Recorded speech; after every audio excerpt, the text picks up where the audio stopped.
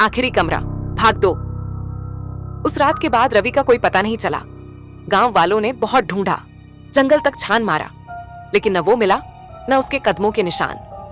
बस हवेली के अंदर उसकी टॉर्च और कैमरा पड़ा था। 3 दिन बाद रवि का दोस्त अरुण कस्बे में आया। जब उससे सब बताया गया तो उसने कहा, रवि डरपोक नहीं था, अगर कुछ हुआ है तो मैं पता लगाऊंगा। लोगों ने मना किया, मत जा बेटा, वो हवेली किसी को नहीं छोड़ती। पर अरुण नहीं माना। वो शाम को रवि का कैमरा लेकर हवेली की तरफ निकल पड़ा।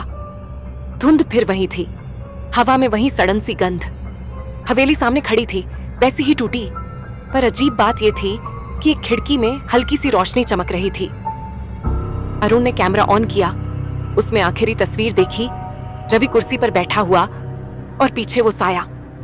वो तस्वीर झूम करने लगा और तभी कैमरा अपने आप झिलमिलाया।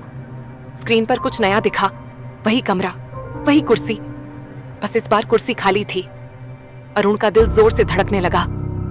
वो हवेली में दाखिल हुआ, हर कमरे की तस्वीर लेते हुए आगे बढ़ा। जब आखिरी कमरा आया, दरवाजा पहले से खुला हुआ था। अंदर कुर्सी रखी थी और धूल पर लिखा था, वो अब यहां नहीं है। अचानक कमरे के कोने से किसी के चलने की आवाज आई। अरुण ने टॉर्च फेंकी।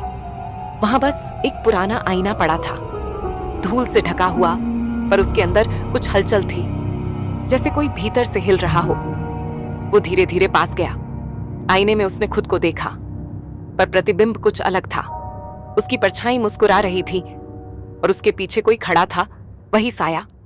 आईने के भीतर से किसी ने अरुण की तरफ हाथ बढ़ाया। वो घबरा गया, पीछे हटना चाहा, लेकिन उसके पांव जमीन में जैसे जम गए हों। उसने जोर से चिल्लाया, रवि! तभी आईने के अंदर का चेहरा बोला, बहुत धीमे पर साफ आवाज में, अब तुम भी तस्वीर का हिस्सा हो।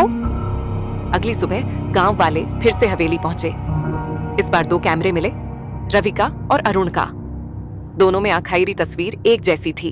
लकड़ी की कुर्सी पर 2 आदमी बैठे थे और पीछे वो धुंधला साया अब और पास आ चुका था। कहते हैं, अब उस हवेली का आखिरी कमरा बंद नहीं होता।